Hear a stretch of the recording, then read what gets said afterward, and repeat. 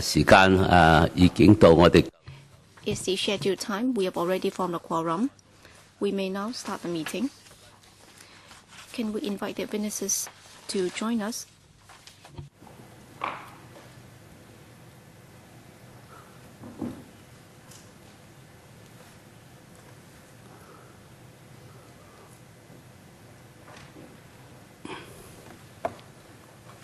係咪證人係咪入緊嚟啊？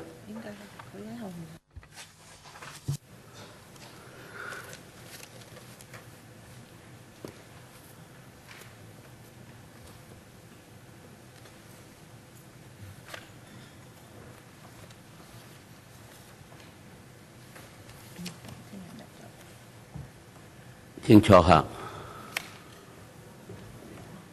Please take your seat.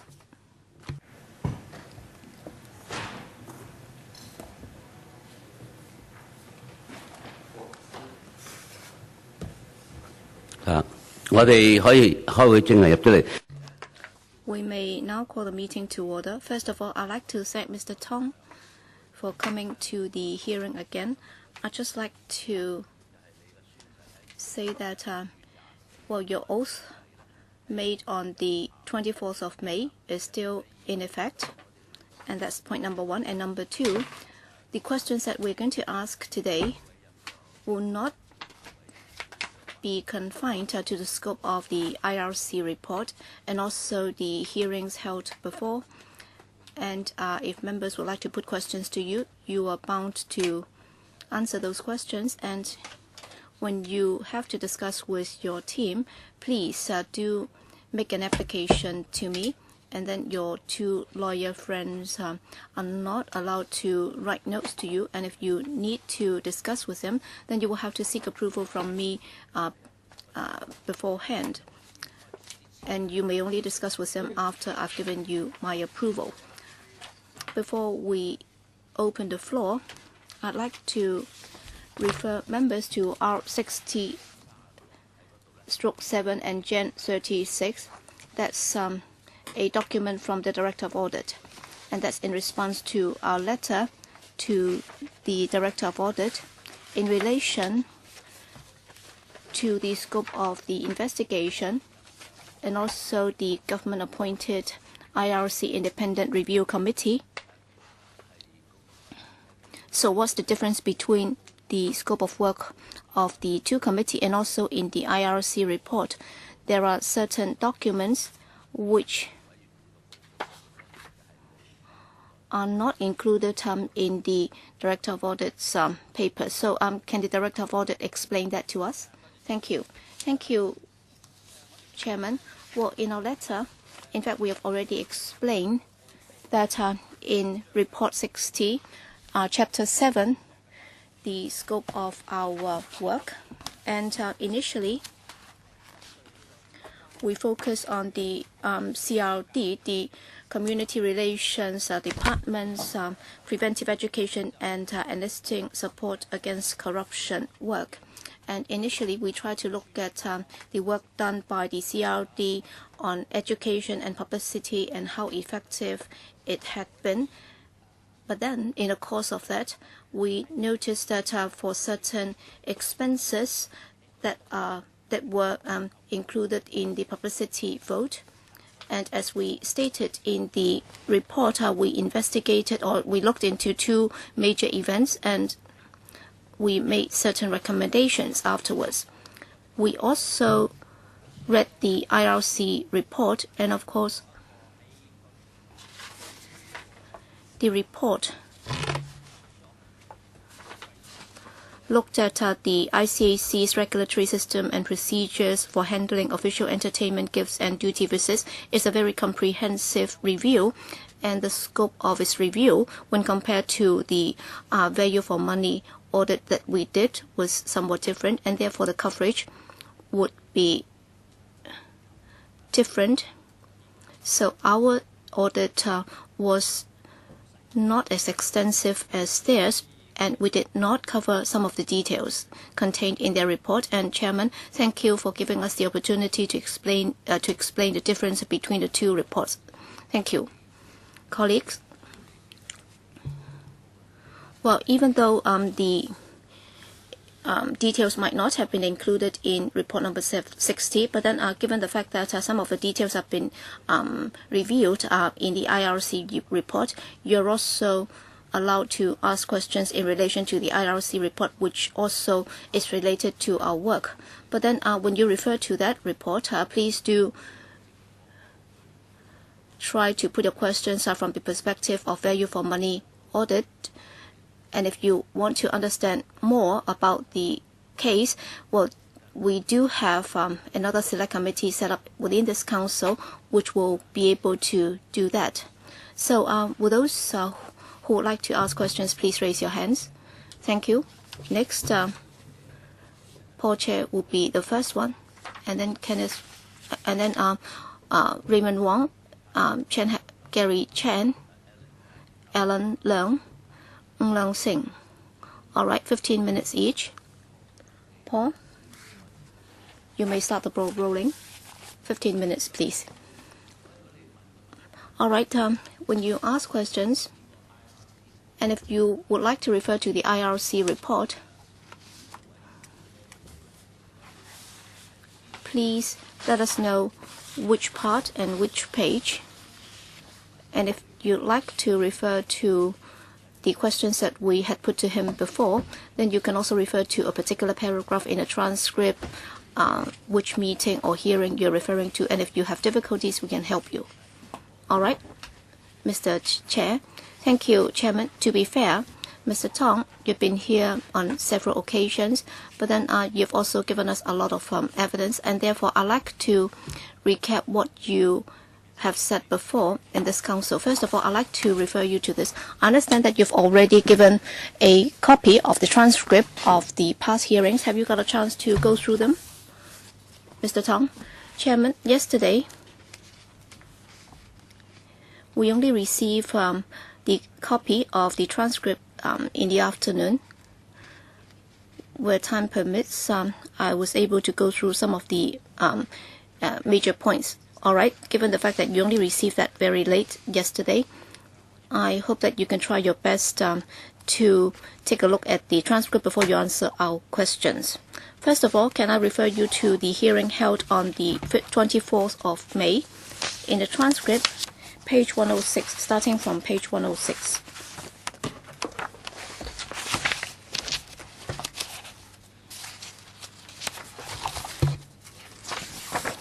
Ms. Tong, if you need help, please let us know. Yes. Well, from the beginning of 106, it was me asking the question is about your duty visits or duty passage.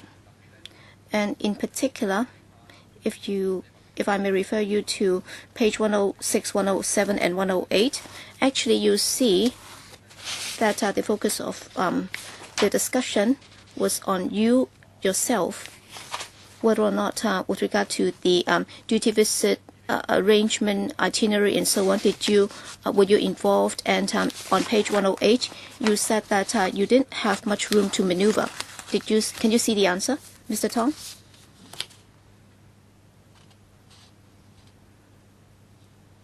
On page 107, I did refer to that.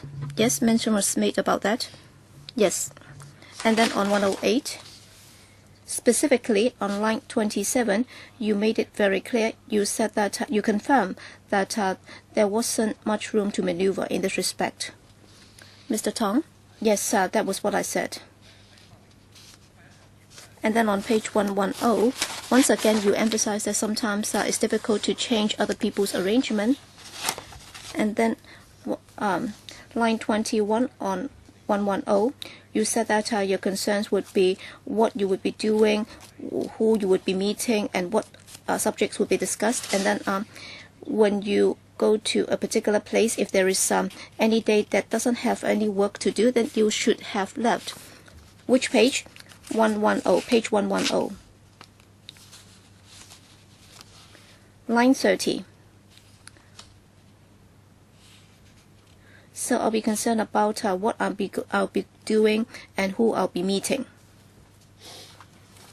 on page 110, yes, I can see that. And then on page 110 is a similar question. You also emphasize that you would consider how you would make sure that you would be acting in accordance with the status of your counterparts and also the level of people that you'll be meeting and so on. Right? Yes. And then on page 110, the chairman did humorously ask you this. 112, you said that, all right, you'll be traveling or doing sightseeing while you discuss business. And you said that sometimes it's other people's arrangements and sometimes it's hard to say no to that. Can you see that? Yes. Sorry, I am asking you all the details.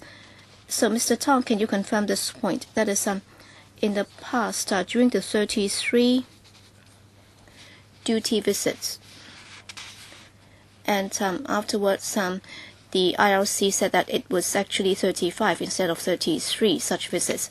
And in the course of making such arrangements, to what extent were you involved? So, to what extent did you know about the itinerary before you departed? Mr. Tong? Well, generally speaking, for any duty visit before we depart internally, there would be consultation with me on the duty visit, and then there would be specific arrangements made for the visit, and then in the course of consultation with me, I would be told an outline of the itinerary as to which unit would be inviting us and the nature of the meetings, who would be attending the meeting and the purpose of such meeting, the people that will be meetings, and also which places we would be going to. So for the itinerary and also the people that I'll be meeting, well, when I was consulted, usually I would only be given the highlight or the salient point. I would not be given the details. Mr. Chair, with regard to the daily itinerary, which part has to do with business, which part has to do with leisure, so would you be informed of that beforehand? Mr. Tong, generally speaking, according to my recollection, when I was consulted, I would not be told as to which particular day. Probably that was a bit too early, so I would not be informed as to what I would be doing on a specific day, but that mainly I would be told who I would be meeting and what I would be discussing with them. I would have been informed beforehand. Mr. Tong, this is not a controversial point, all right. For every duty visit beforehand, you would have to make an application to the CE, and you would have to have his approval before you can proceed with that visit. Yes, correct. We have also heard about the application procedures. So with regard to your involvement in the application procedures, to what extent would you be involved? Mr. Tong? Well, I would sign on the document. That's a form to be submitted to the Chief Executive. It's a standard form. I would sign on that application form, recording certain salient points, including the place that I'll be visiting, whom I would be meeting with, and for how long. So did you, in any circumstances, with regard to the information that you furnished in your application, did the CE or yourself took any follow-up action or ask for further clarification or supplementary information? Mr. Tong, according to my recollection, I did not have any impression that I was being asked for additional information afterwards. So, no, according to my recollection. Well, according to your understanding, according to the general practice, if there had been any changes, then afterwards you should have submitted a revised application. Would that be the case? Mr. Tong, all right, let's say if a duty visit has been cancelled, or if it has to be extended, then of course a supplementary application will have to be made. We will have to inform them afterwards. But if it's a change to the itinerary, Well, according to my recollection, there wasn't any specific rule regulating that. But then my personal view is if there had been major changes, let's say, initially, I was going to visit Europe involving many countries, but then subsequently I decided to go to another place, then I would have to inform them. But then would that include advancing your trip a couple of days earlier, Mr. Tong? Well, my personal understanding is, well, advancing the departure date, changing the routing of my air passage, if it's a business trip, if it's a duty visit, then of course there would also be resource implications. And if it's about business, then of course I would make an application with the chief executive. What if it has to do with personal and business? Mr. Tong, you can only answer after I've asked you to do so, because you're actually giving evidence and answers under oath, and therefore you're given more time to think about it. So it's not a chat per se, and therefore I hope that you can carefully and seriously consider the question before you answer, or else it might be prejudicial to you because you're actually giving evidence under oath. Okay? Mr. Tong. If it's private plus business, what I mean is if it's a private visit, then both beforehand and afterwards, let's say if I'm taking leave either before or after the duty visit, all right, the IRC report refer to that. And my understanding is, well, because of the change of the itinerary of the air passage, and according to the rules, we have to have the approval for that. But then the nature of that approval is to change the routing of the air passage, is not the nature of the duty visit. It's not because of a change of the nature of the visit. Other than changing the air ticket routing, my understanding is that because of your high status and power, before you depart, you should have informed the chief executive. Is that correct, Mr. Tong?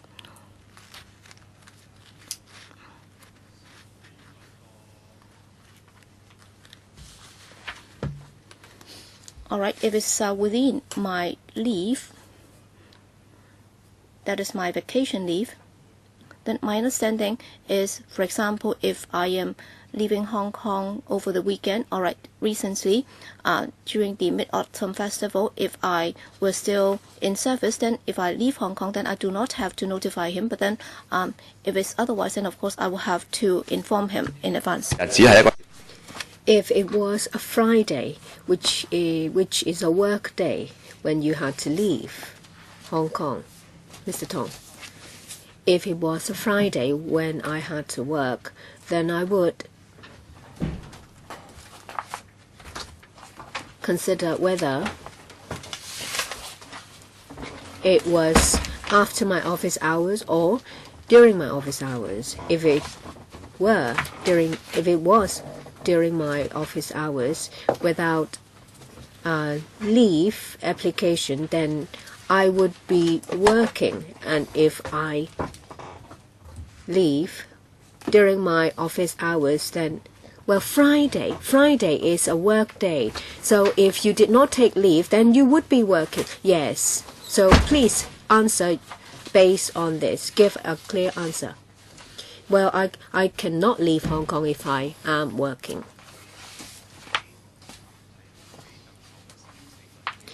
In the application you made to the CE, the Chief Executive, the description of the itinerary, as we saw, include scanty information. Do you agree? In my opinion,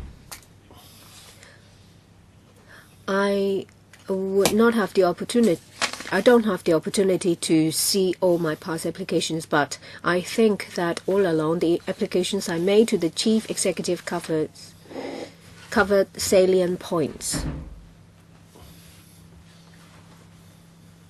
So I can say that in general, is consistent. That is, I supply salient information to the Chief Executive. Mr. Tong, let me remind you that you have all the information supplied to us by the ICAC. So don't tell us that you don't have the information. If you don't have the information, then we can tell you. Chairman.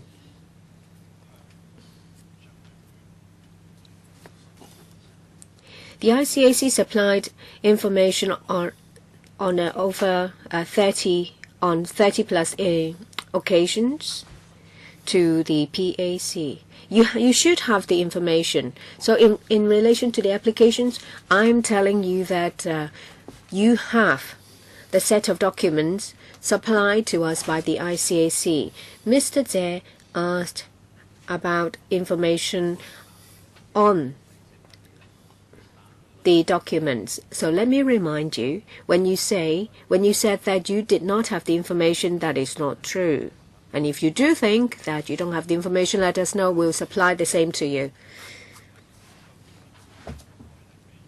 So what do the documents cover? It's not a specific question. It's just for clarification. There are a number of occasions to multiple destinations. So, well, your answer is different from what is said in the question, Mr. Zhe. Apart from making applications to the CE, you are the head of the ICAC. So any of your subordinates making an application for a duty visit will have to make the same application to you before departure, right? Mr. Tong, yes. Do you agree that basically this vetting mechanism exists only in name only, because the information you supply to the Chief Executive cannot enable the Chief Executive to verify it? Mr. Tong, I don't agree with that. Please explain why. I do not agree because I think that over the years, when we make applications to the Chief Executive for duty visit, I think the purpose is to let the CE know that the official will be away from Hong Kong during a certain period of time. It is to notify him that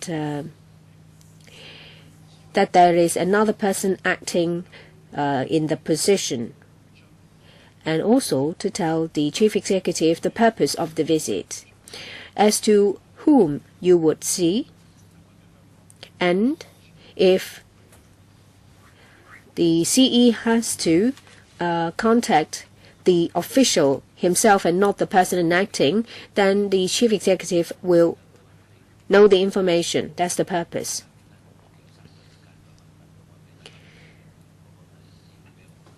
Well, perhaps we'll let Mr. Zhe finish his questions. Thank you. According to the evidence you have given, you have repeatedly emphasized that you would decide whether to go on the duty visit before you, after you've known whom you are going to see, and very often you are passive because you cannot turn them down. Well, there are two visits mentioned by the IRC. They were more or less spontaneous.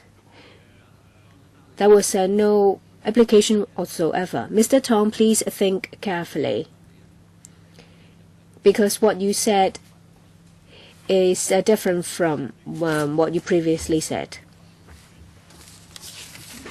I do not agree with that description. Paul? There has been occasions when you have advanced your departure by 2 days. You did not inform the CE, so it is in contrary to what you said you would do, Mr. Tong.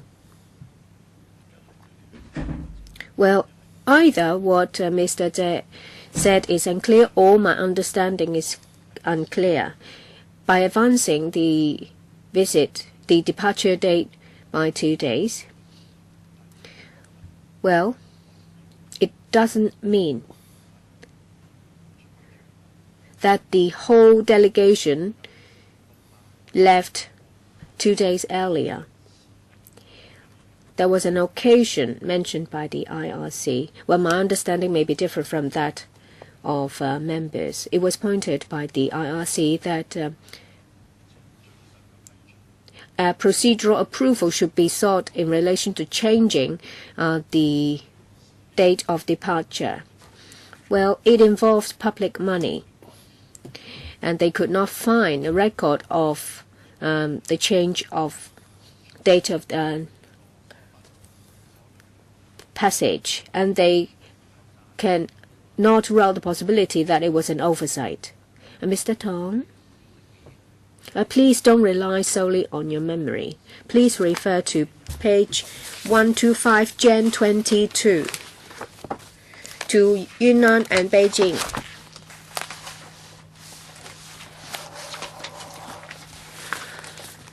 Mr.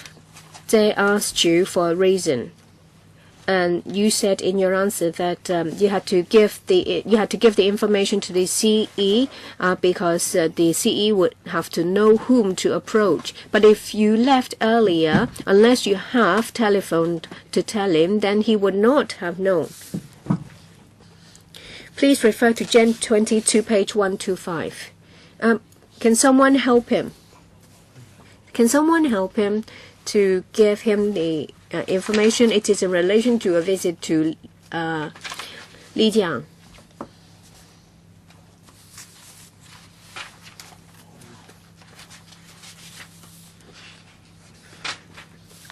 After reading page 125, please refer to page 133 and 134.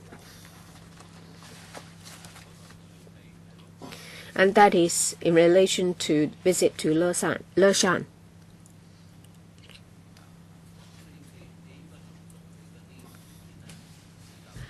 You should be familiar with the information. Don't just answer off the top of your head, because otherwise it would have wasted our time.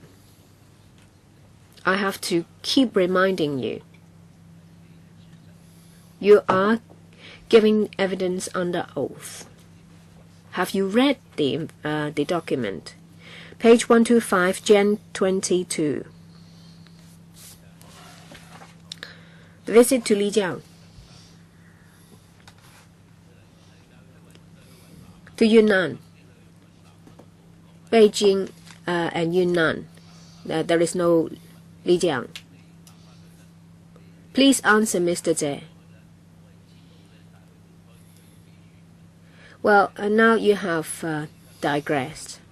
So we need to know how far you have digressed. So please answer in accordance with the information. Please give him some time. He hasn't been here for quite some time, so I have to remind him of the procedure.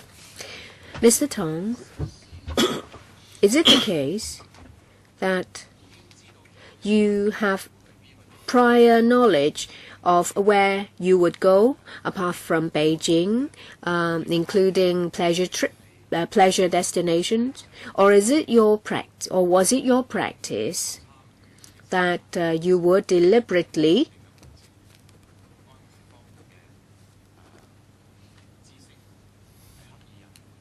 conceal your involvement and the part you play in the decision making? Mr. Tong, no, it's not a deliberate concealment.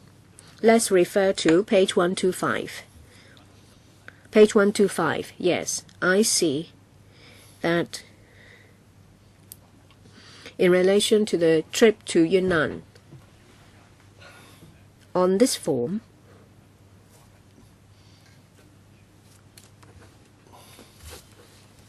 I made an application on the 5th of January to the CE.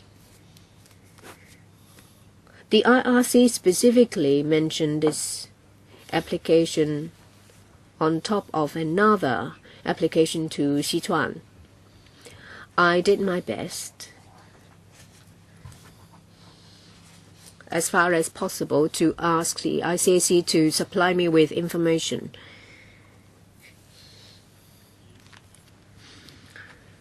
Please allow me a few seconds to find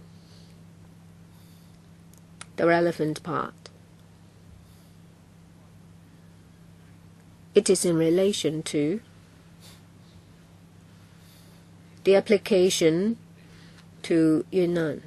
So did you ask for my approval to talk to your team?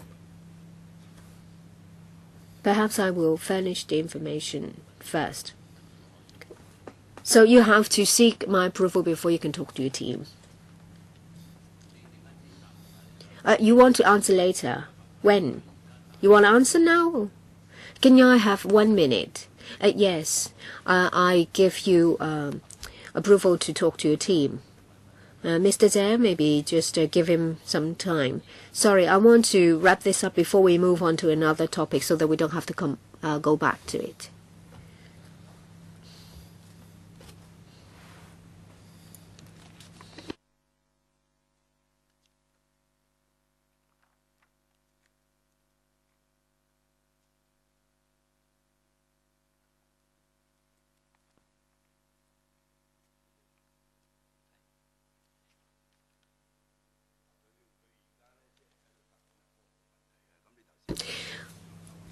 Well, he's answering Mr.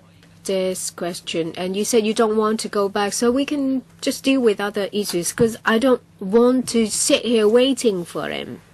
I just want to be fair. Mr. Tong, are you ready? Well, you've read the information. Well, if you want to use your information, let me remind you, if you're using information we don't have, you have to provide the same to us. So please think carefully. If you use your own information, you have the duty to furnish the same to us, because we want everything to be out in the open.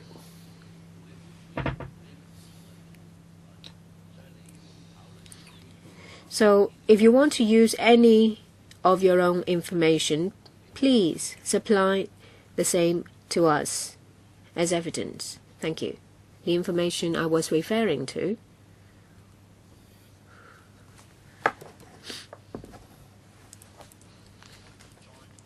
was given to me by the ICAC just over 10 hours ago. So may I have your approval to talk to my team again?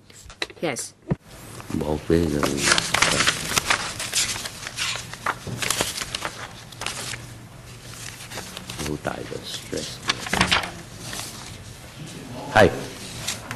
Yes.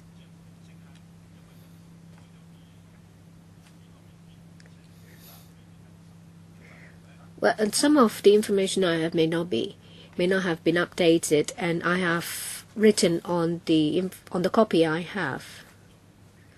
And well, I can ask the source of my information to supply the information to you. Yes.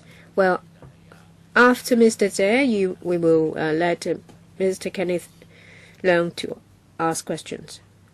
Well, I would like to answer about contacting me. The application form is Jan 22, page 125. Yes. Sorry. Well, I'm helping you now with the numbering. It's 125. There is a mobile phone number on the application form, and I have to keep my phone on. But your number has been whited out by the ICAC, not us, so we don't have your mobile number. It may not have been whited out on your copy, but it is on ours.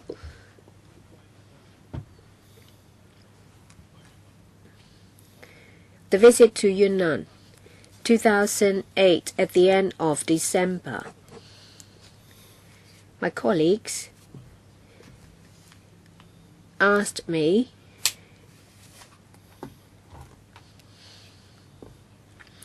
whether I would go to this visit to the mainland, and there is a list of the people I would see and a proposed itinerary. And I had a piece of information about the visit to Lijiang. It's somewhere between the 15th and 16th of January. It says, to the effect that the actual activities will be arranged by the Yunnan Provincial People's Procuratorate. At the time when the information was given to me, it was the end of December. And I've checked the date. The application I made to the CE was the 5th of January. But in between there were some public holidays. I believe that when I made the application to the Chief Executive, that was all the information I had. I would not have known at that time the actual arrangement in Yunnan.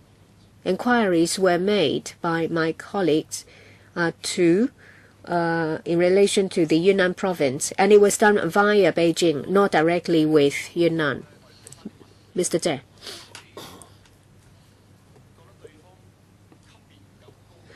Well, it's our impression that sometimes if you think your counterpart is not of a level high enough, you could turn them down. And you also went to a museum. So it seems that there was no rules whatsoever, and you just did what you wanted. How do you explain that? Mr. Tong, I don't agree with that. And as I said, well, I don't agree that I was going to Yunnan for pleasure. I do not agree that I went to Yunnan for sightseeing. And in relation to my counterpart, the parties I was going to meet were not high-ranking enough. Well, this is a matter of protocol.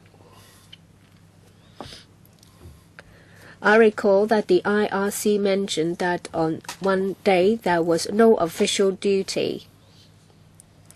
And according to the IRC, it was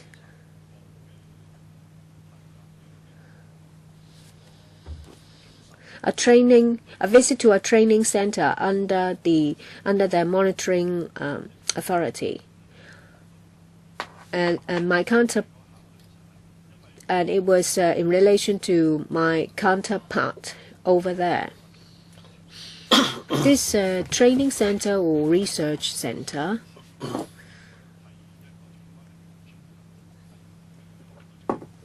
the head was someone from the directorate grade.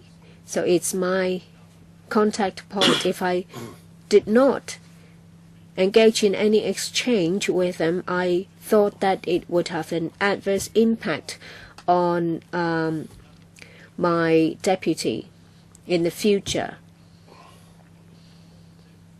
And as to whether there were other activities arranged, whether there were any changes, I did not have sufficient information, and I'm not going to speculate.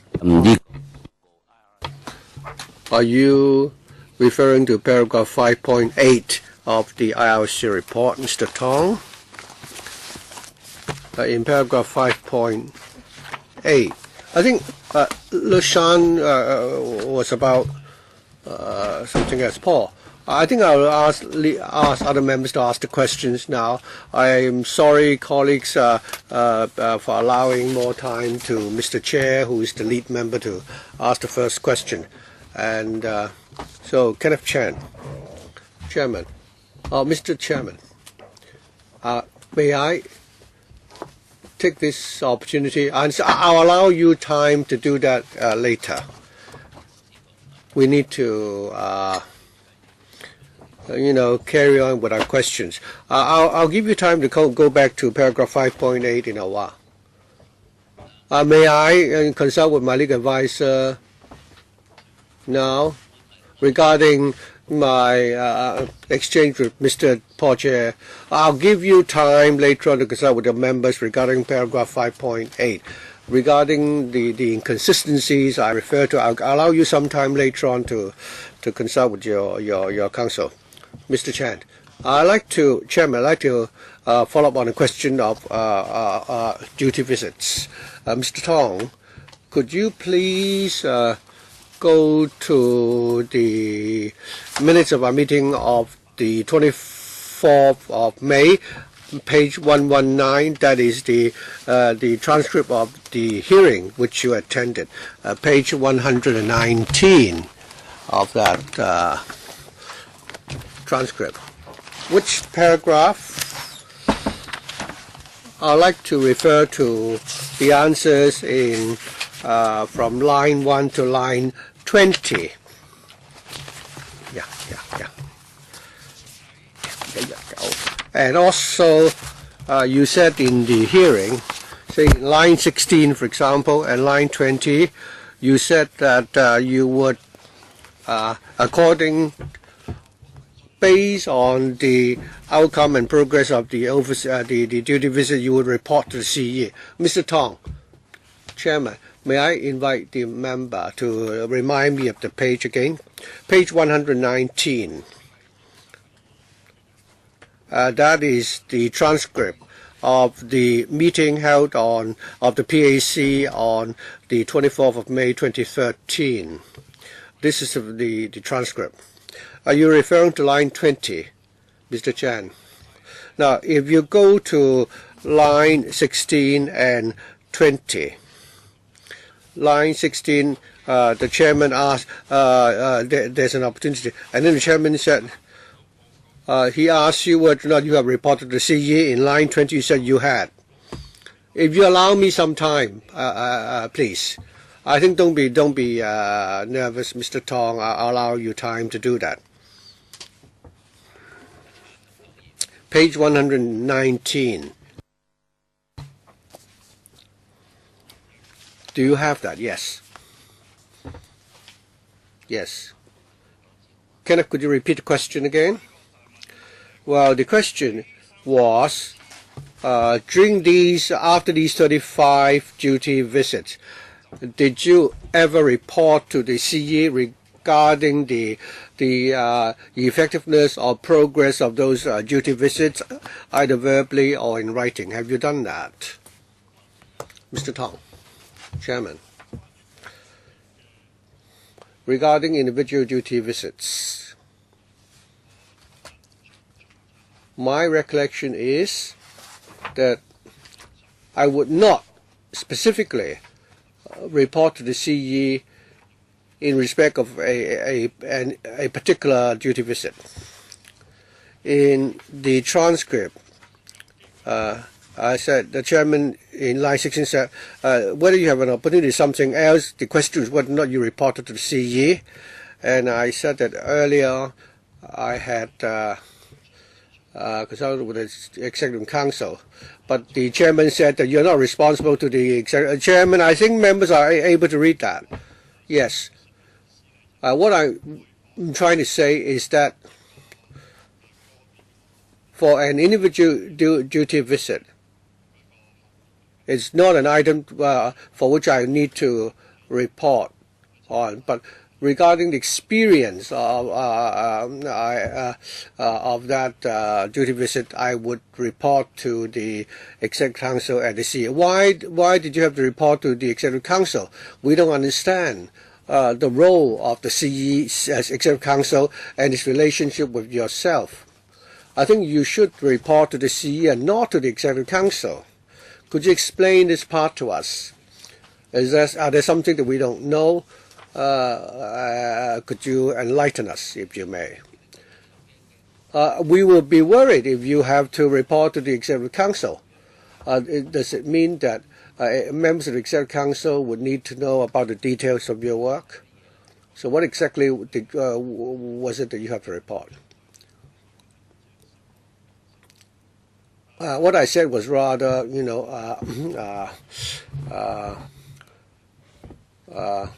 rough. I think a report will need to be submitted to the CE regarding the progress of the work, and the report is not confined to duty visits or relationship with overseas parties. I think, Mr. Chairman, perhaps you can repeat the question again.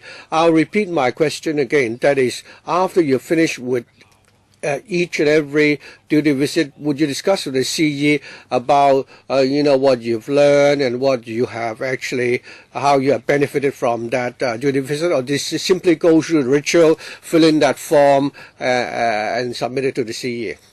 Mr. Tong, if you're not able to answer your questions, we may, and if we have to ask another 10, we need to conduct another 10 hearings, we will still need to do that if you can't give us the answers. Yes. My understanding, was it a question that every time I would need to report to the CE after I finish with an overseas visit, the answer is no. Mr. Tong, if you would go to Jan 22, the chairman and Mr.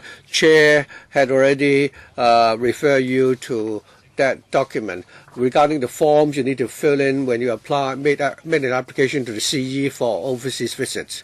Regarding your 34, 35 overseas visits, when the CE gave you his approval, did he ever raise any queries or questions with you before he approved your overseas visits? Had there been any such discussions? Had there been any questions put to you in writing? According to my recollection, I cannot recall such conversation taking place. I like to emphasize again, because I understand that I need to be clear. Well, according to my recollection, I don't have the recollection that the CE would ask me about those visits afterwards. If I may then take you to another overseas visit, that is from Sichuan and Yunnan, we now come to the visit to Brazil.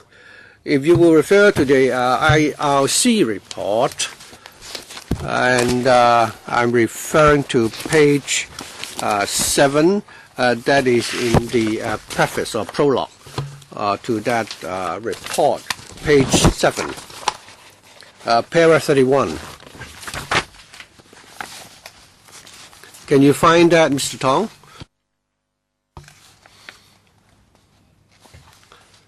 Paragraph 31. 31 bracket A. Yes, I have found that. So in this part, the report is about your trip to Brazil. In your trip to Brazil, and I'd like to remind Mr. Tong that it took place from the 8th to the 14th of April, 2010. In 31A, you say it is said that no approval is found for the upgrading of air passengers to business class by 2 officers for a duty visit to Brazil. The upgraded air passengers cost $186,000 in total. Mr. Tong, what is your explanation for that? Chairman, if we were to go into further details regarding the trip to Brazil, I may need some assistance. My understanding in respect of 31A is this. ICAC officers, when they go to another country and if they need to upgrade their passengers, there are requirements to be met before approval is given. And if the requirements were satisfied, the officers would still need to apply for approval. And if there is no such approval given, then my understanding is that such air passengers would not be allowed. My understanding of 31A is that when these officers went to Brazil, they did not go through the approval procedure and upgraded their own passengers to business class. So there are 2 procedural issues here. First of all, why had not these 2 officers made the application because it's a long trip to Brazil? And secondly, if no approval was made, why was the air tickets issued? Perhaps but are you asking yourself the question? It sounded as if you were asking me to answer your question. Well, members want me to express my opinion. So this is your opinion. So can you answer Mr. Chan's question, how come we have this amount of $186,000? There is a case of maladministration here. 江先生啊，咁琴日應該呢就 The TONG. Yesterday, the ICAC also provided us with details regarding the itineraries. And these may be found in Gen 35. In Gen 35, if you would go to Appendix 7, in Appendix 7, can it review allow Mr. Tong some time? And could our staff assist Mr. Tong to locate that page? Gen 35. Gen 35, please.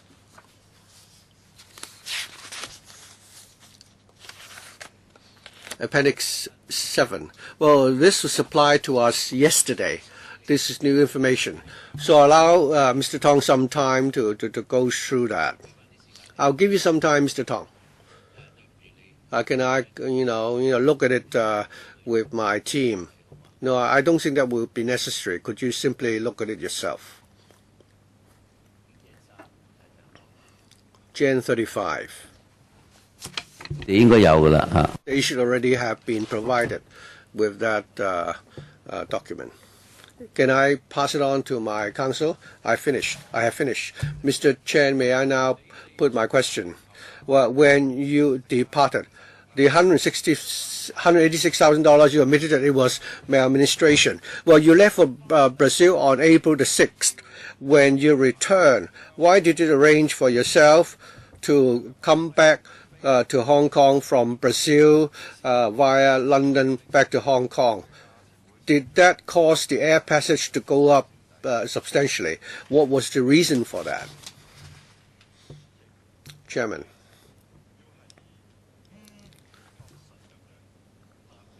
To give a specific answer to the question, we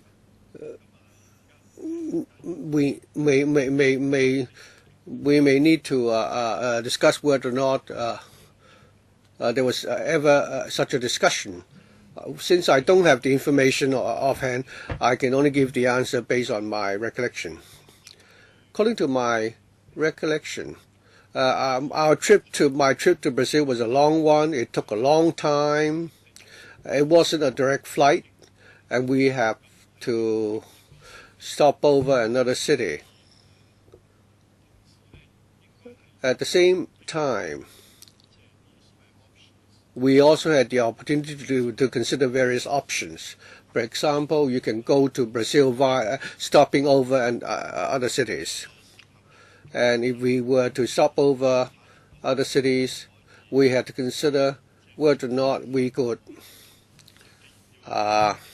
since we need to fly to another place, could we make use of the itinerary to also perform certain duties related to our work? As to whether or not the passage was particularly cheap or expensive, I can't answer the question because I don't have the information. You said you need to perform some duties en route. Mr. Tong, on the 13th of April, you already flew to London and you met with the Law Commission for England and Wales. On the 14th, you went with the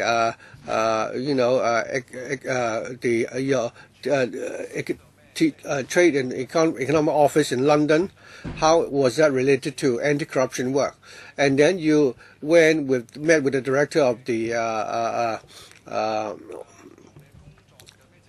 another official. So how would you have benefited from such meetings, and how was it related to your work? Was it really necessary for you to go to London? And I also like to ask whether or not those two colleagues accompany you on this trip to London. I think if you say that it was related to official duties, we would admit that. Many members asked you questions as to why you went to London, so perhaps you can answer the question? And secondly, could you tell us whether or not you were accompanied by those two colleagues in the Commission? I'll try to deal with the questions as fairly as possible. I recall that both officers went on the trip with myself, and they also play their role.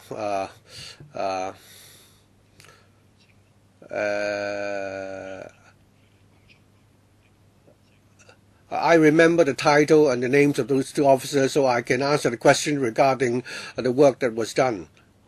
So Mr. Leung asked whether or not you went to London for purposes related to your work.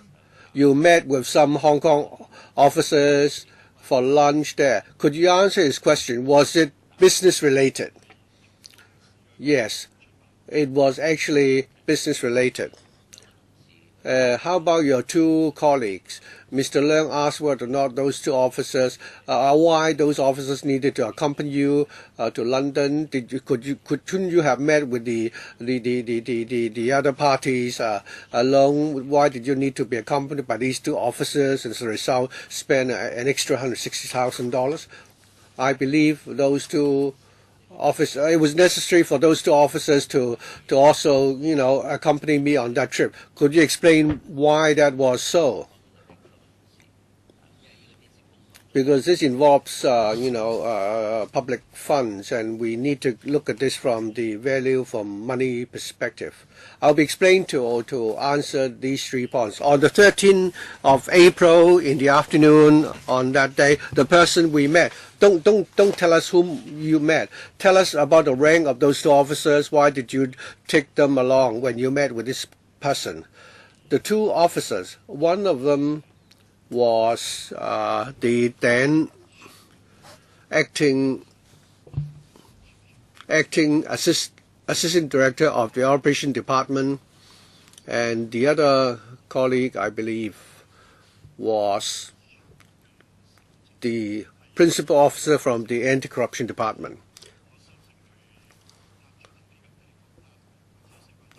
So, and this person has worked at the CPD or the compliance or the corruption prevention department.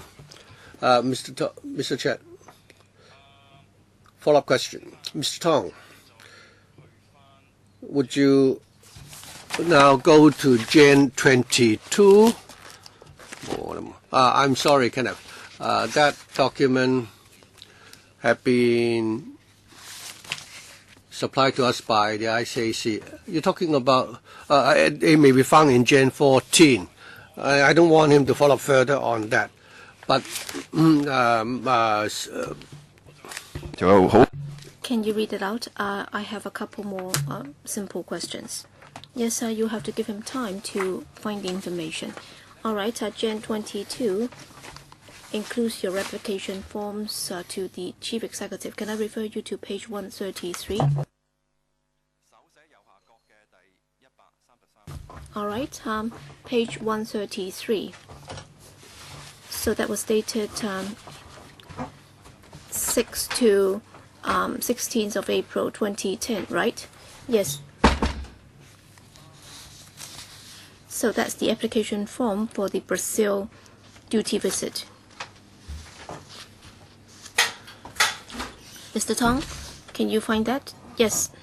Mr. Tong, my question for you is, well, in the application form, you stated the people that you'd be meeting and to which departments or units that they belong to. But then there's a name that has been crossed out. Institute of Criminology is University of Cambridge. I suspect that's an academic, right?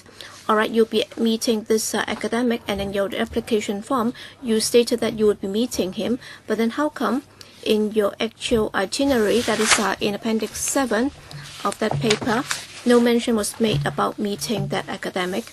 So why have you included his name in your application form to the Chief Executive, and then subsequently you did not meet with him? And has that got to do with your duty? Mr. Tong.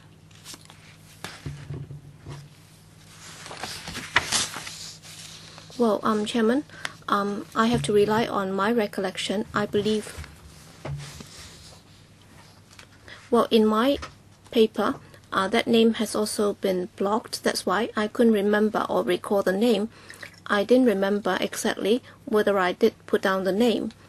Well, probably this gentleman is an academic from the University of Cambridge, and he might have some unique views on corruption prevention. That's why I intended to meet him. As to whether or not in actual reality I did meet with him, I'm not sure. But then there was also a luncheon, and there was also this arrangement so that for principal officials conducting duty visits, the administration will also be making arrangements for them to meet with certain people.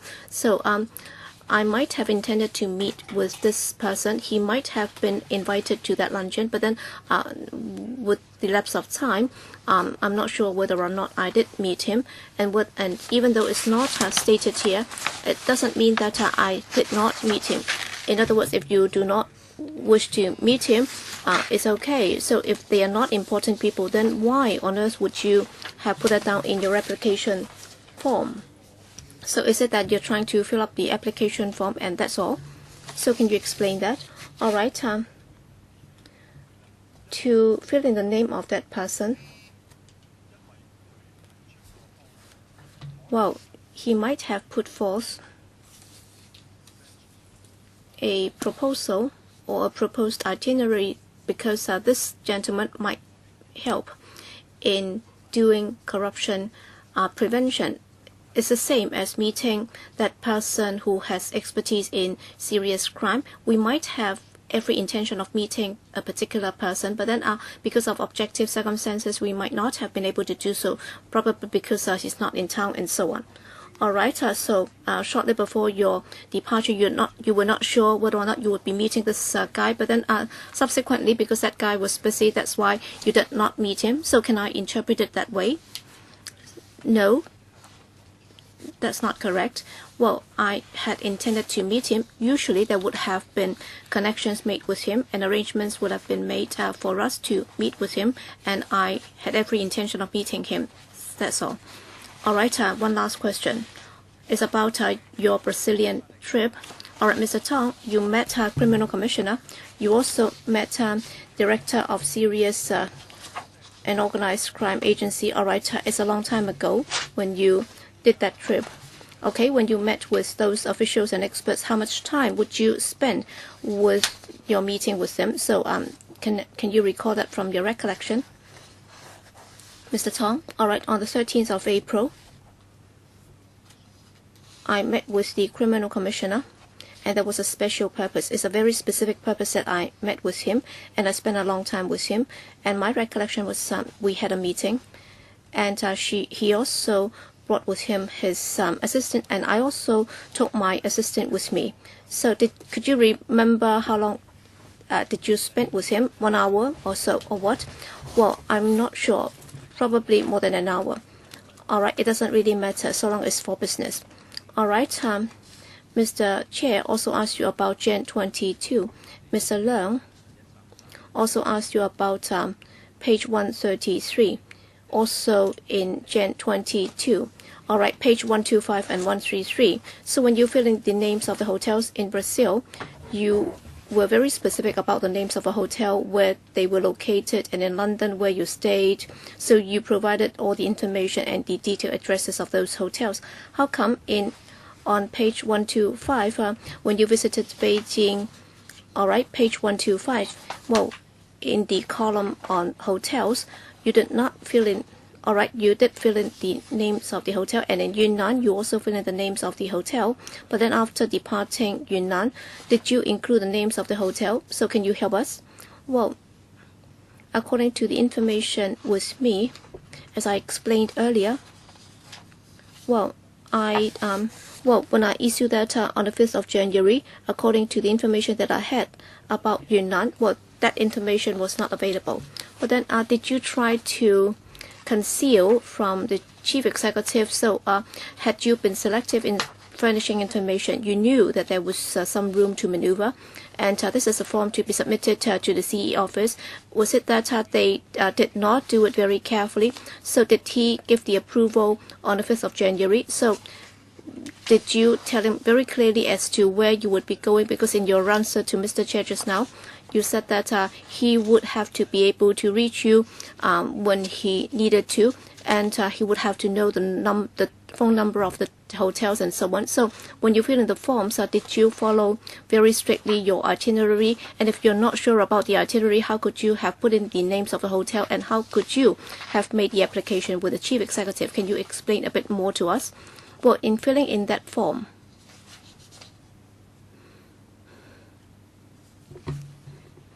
when I fill in that form, I did so in accordance with the information available to me. And in this form, for example, it sets out the destination, and so only very little space is provided here.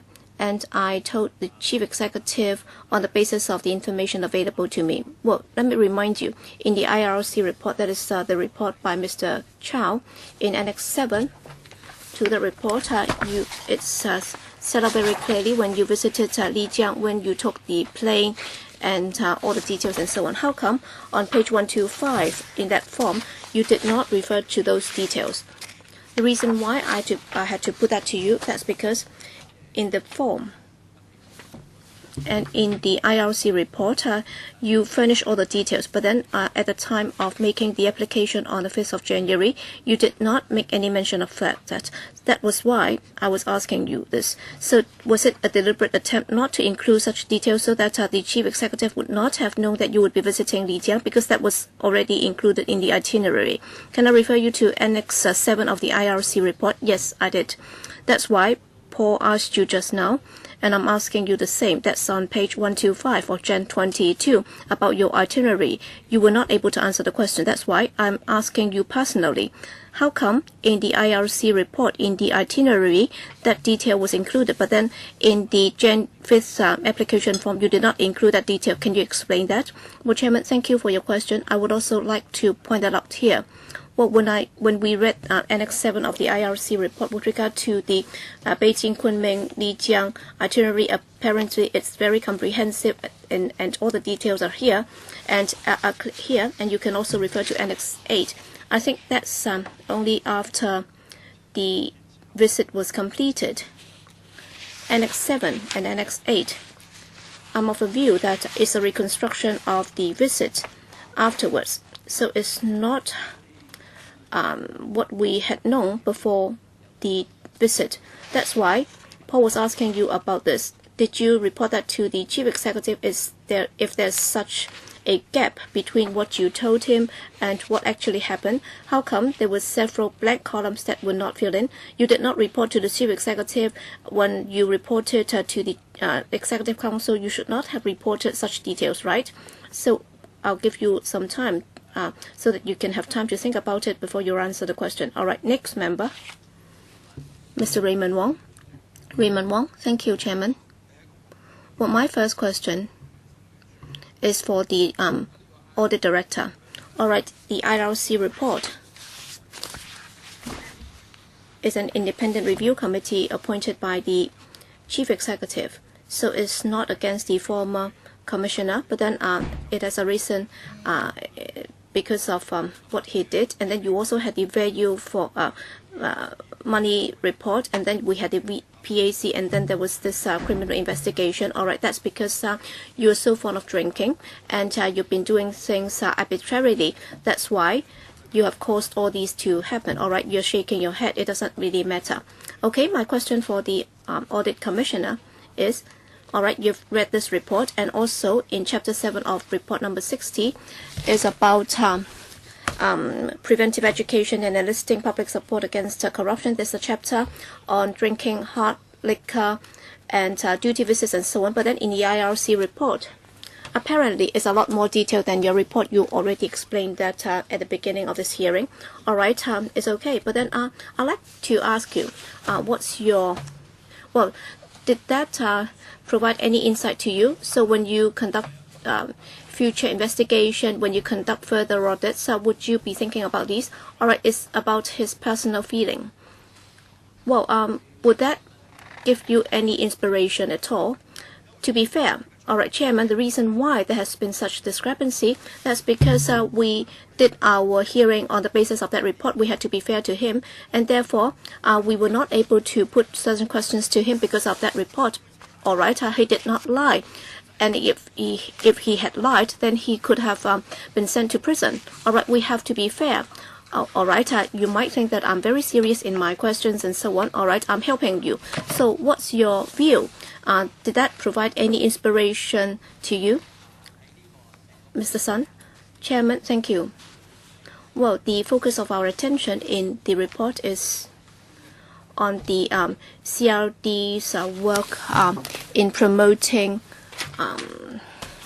corruption-free and probity in our society, and you can see that $150 million would be given to the CRD every year for doing its job, and much of the expenditure would be on education and publicity on promoting probity and corruption-free and a corruption-free culture. That's why we were trying to look at the effectiveness of its campaign and activities.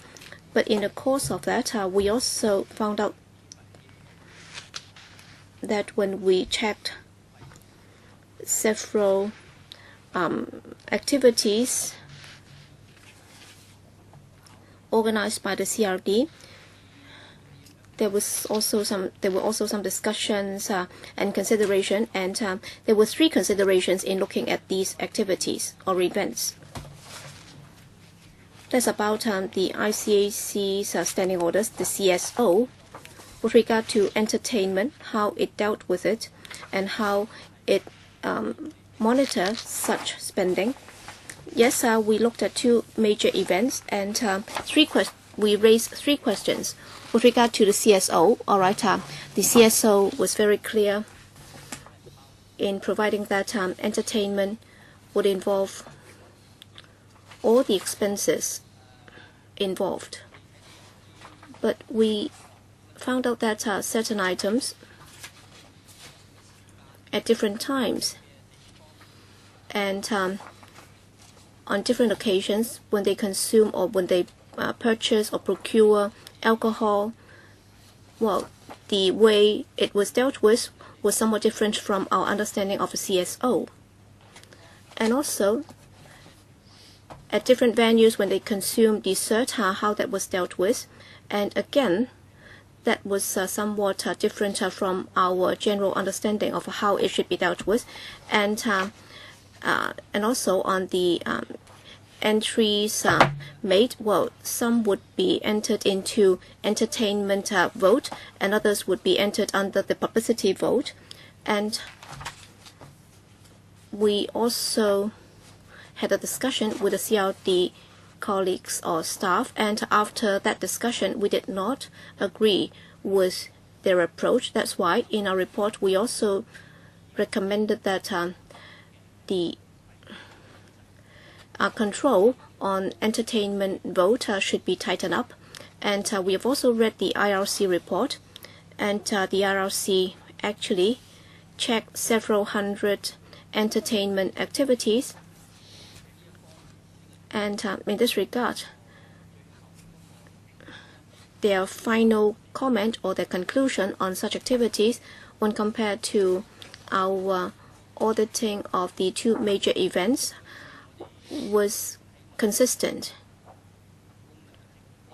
So, in our value for money exercise, well, the details have been disclosed in our report, and of course the PAC and the rest of the community might wish to take this up further and to have further in-depth discussion, and that's also the focus of our discussion today. Mr. Raymond Wong, all right, are you of the view that in the report it also looked at 3 aspects, including entertainment, gifts and duty visits, and in your report, Chapter 7, you also touch on that. but of course, the sampling would be somewhat different. And according to your explanation, you only looked at 2 events, and then the recommendation and your recommendations are more or less the same, and therefore you looked at 2 samples, and then they looked at several hundred samples, and your view is that their conclusion is more or less the same as yours. Is that right? Yes, correct.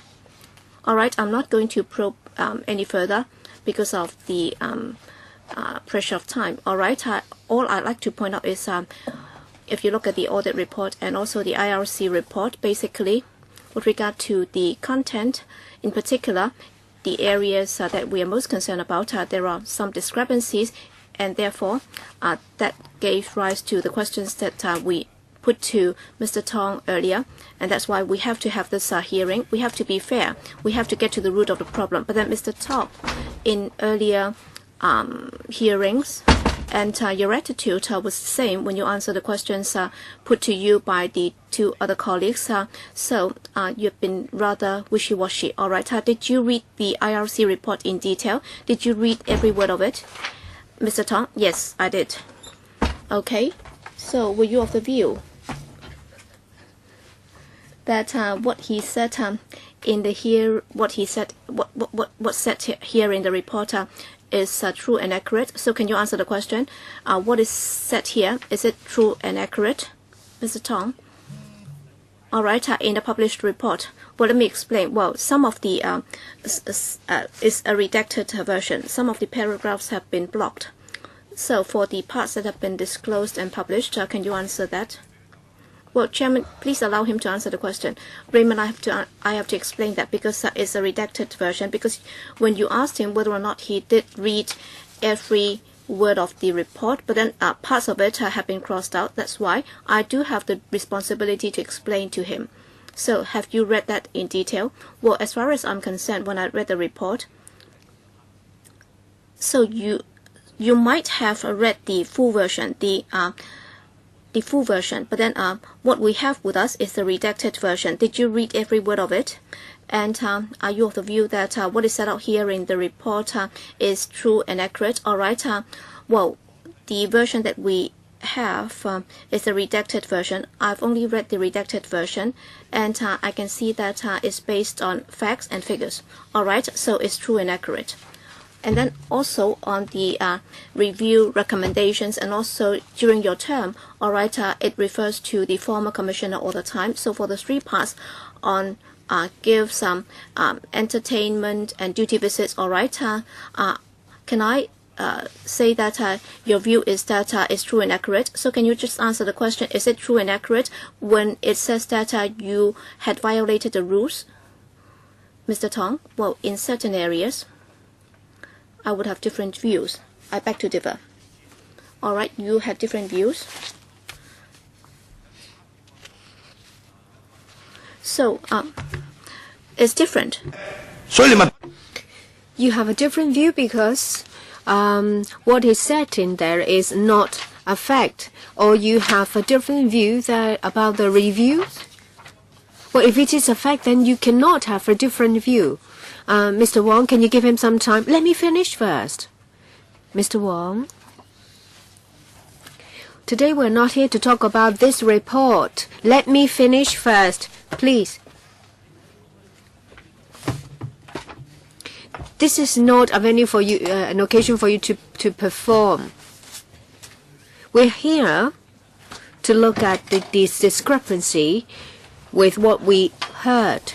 From the point of view of value for money, you cannot ask him questions just based on this report, but you are using my time. I'm asking about whether he thinks the report states the fact. Well, if you want to ask about the report, you have to tell me how it is related. Your answer has been given. Please. Well, he said he holds a different view, so I asked him to point out the different views to me. Please. Well, it is related to value for money. Well, if he thinks that there is a different view, well, it is wrong to upgrade the air ticket, well, whether he has not sought the approval of the CE, then he has to elaborate. Mr. Wong, you can't simply ask him based on the entire report because that is unfair to him. I don't want to argue with you. No, this is not an argument. Well, I follow the procedure. He answered me this part and then I will move on to the next part. But you don't allow me to ask the questions. You will have to confine yourself to a certain part. You can't simply ask him on the entire report. You have to be fair to him. This is an open hearing, Mr. Tong.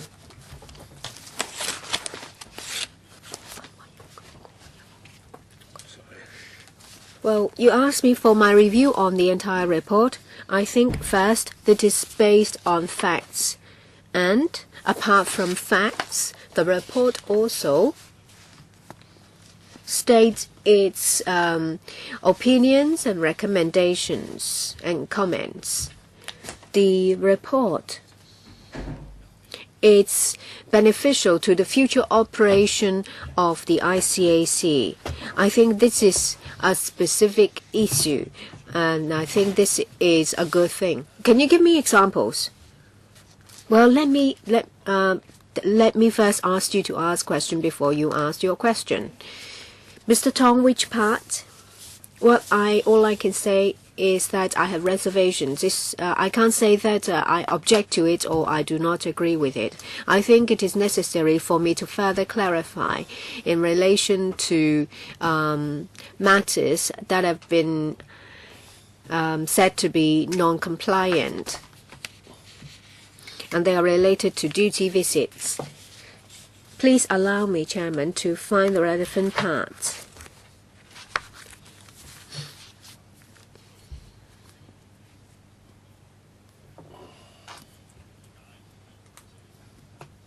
I dare not say that my understanding of the report is the only true interpretation. Part 6 of the report about a summary of non-compliances and shortcomings. Page 43. The Chinese version, page 43.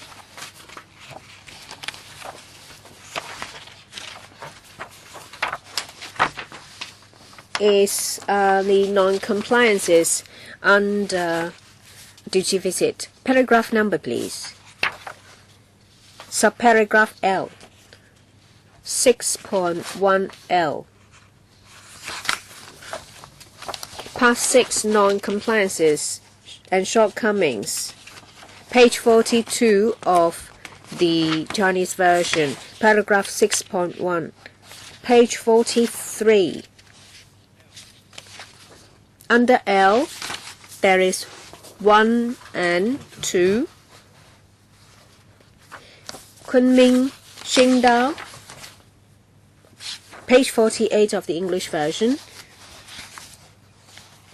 And there are some comments, and I'd like to supplement that for cases that are defined as a non-compliance, I have reservations, but it doesn't mean that I do not agree that further information should be supplied in future applications as far as the applicant knows to the CE. I have reservations because there were difficulties encountered, and if the Sichuan and Yunnan visits were defined as non-compliance cases, then I have reservation. My first question is very simple. I think you'll be able to answer me. In 2.5b of the IRC report,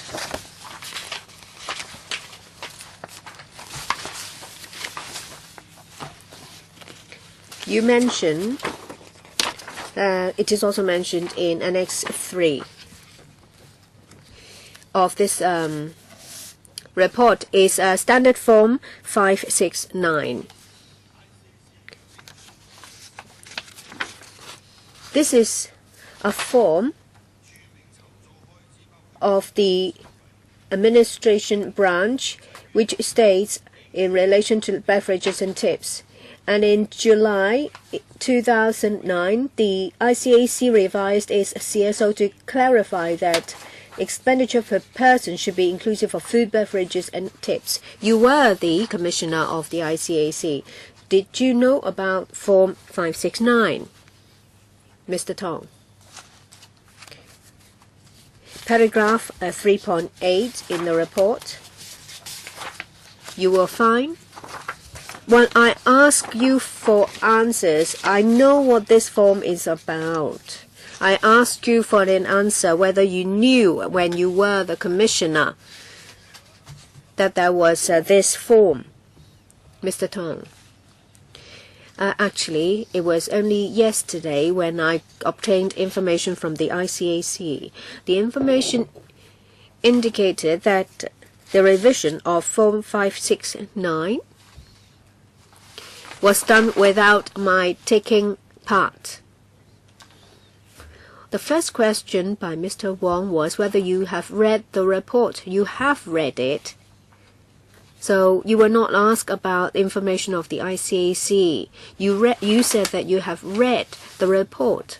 The information you obtained yesterday is different from the information in the report. You were asked about the information on the report, Form 569. Please answer. So, Annex 3. Yes, I have read this report. Mr. Wong, please continue. My question was, when he was commissioner of the ICAC, whether he knew of this form and why there was a revision, why food, beverages and tips were included in the expenditure per person. The audit report was very clear. The bills were separated, beverages were separated, and the form existed back in 2008 and 2009.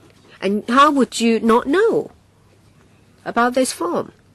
You answer me that it was only when you read the information of the ICAC that you knew. I asked you whether you knew when you were commissioner in 2008 and 2009 about this Form 569.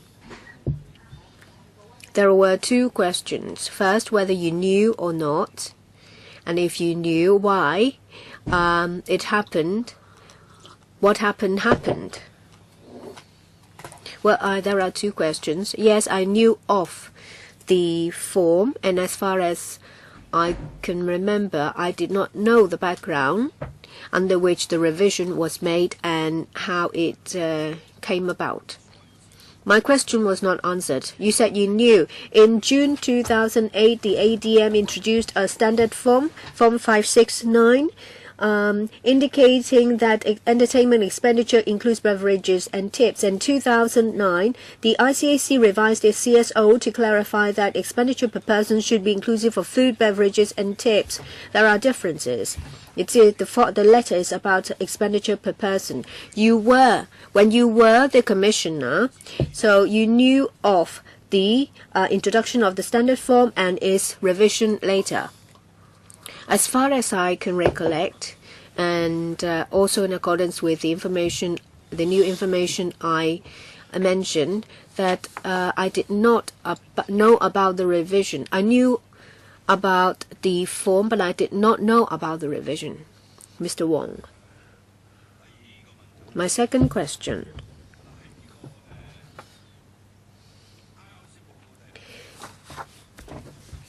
Paragraph 5.10 of the IRC report.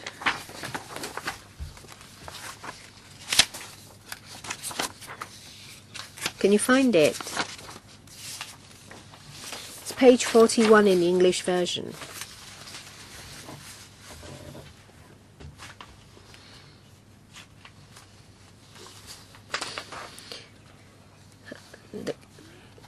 There are similar questions asked, but you still have to answer. About the itinerary to Lijiang and Leshan, you proposed them.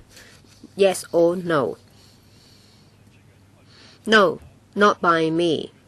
My understanding that it wasn't me who proposed the itineraries involving Lijiang and Leshan. Not by you, not by Timothy Tong. No, not by me. But you had to make an application to the CE, right?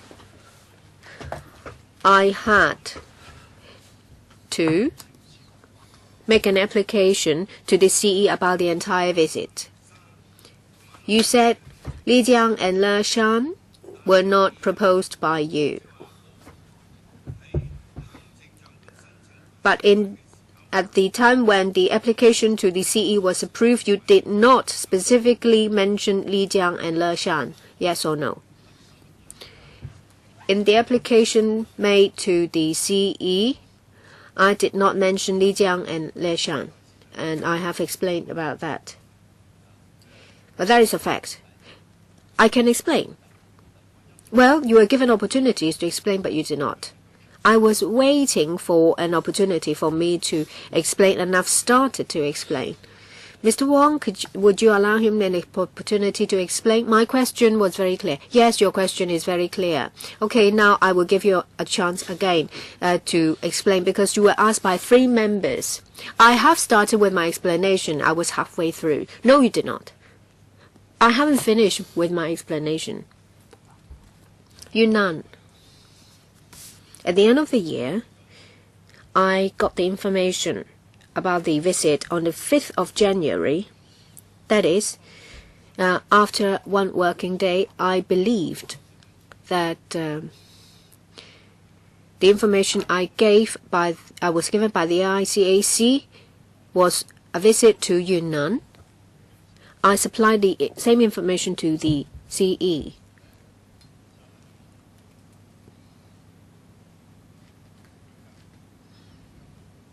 You all have the form.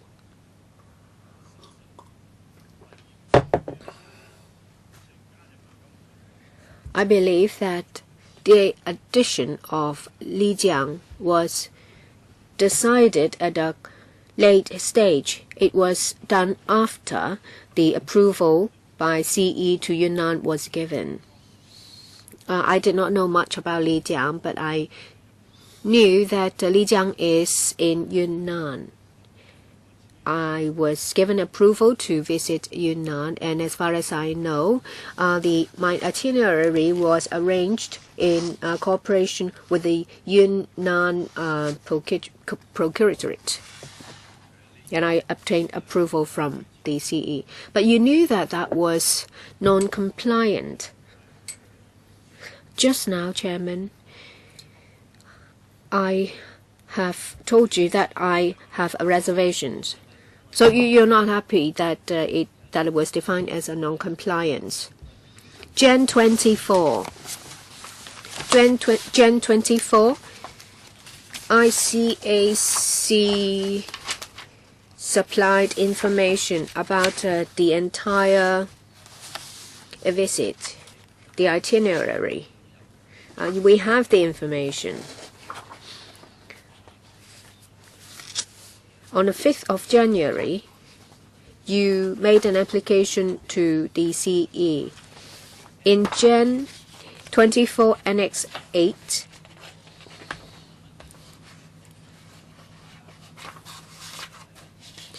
the same thing was asked by the IRC. The information supplied by the IRC is the same as that in the report. On the 5th of January, this was not included, and you explained that it was done afterwards. 3 members asked you questions, and I have to understand everything, so you have to be very careful in your answer. You have the information supplied by the ICAC, so don't tell us that you only knew afterwards, and it wasn't done afterwards. Please refer to Annex 8. It's very clear about what you did when. I have explained to you. In my view, is that Annex 8 is attached to the IRC report. And Annex 8 is done after including all the information after the trip. But this is the 4th time. When did the ICAC give us the Annex 8? When it was prepared. When was this prepared? Well, when was Annex 8 prepared by the ICAC? The answer was very clear. On both occasions, in the application, you did not mention Li Jiang and Le Shan. Can I ask you, well, what experience have you gained from going to Le Shan and Li Jiang about anti-corruption? And how many bottles of liquor have you consumed? In relation to Li Jiang, Annex 7, page 60, it contains the itinerary. That is page 64 of the English version. I visited the People's Procuratorate in Lishan. As far as I recollect, they told me why Li Jiang was chosen. A few years before we had the visit, there was an earthquake and there was reconstruction, and they thought that it had significance. The People's Procuratorate had exchanges with us, and we visited the Procuratorate and learned about the operation. And they have. Well, on the 16th of January 2009, there were two activities. You mentioned about the Lijiang Municipal People's Procuratorate. But you only mentioned part of it to us, because afterwards you went to Jade Dragon Snow Mountain and then to an old town before you attended dinner. So that was the itinerary for that day. You only mentioned to us about the meeting with the Procuratorate in the morning. It was only a meeting. It wasn't an exchange. It was stated very clearly in the itinerary. So you don't have to answer me. Question 3. Paragraph 5.13 of the report. I still have a few questions. Well, you have a few more questions? Ask then. 5.13. Can you find it? Yes, because you're rather slow. In 2010, Beijing, Chengdu, Leshan. Did you apply to the chief executive beforehand for an early departure by 2 days?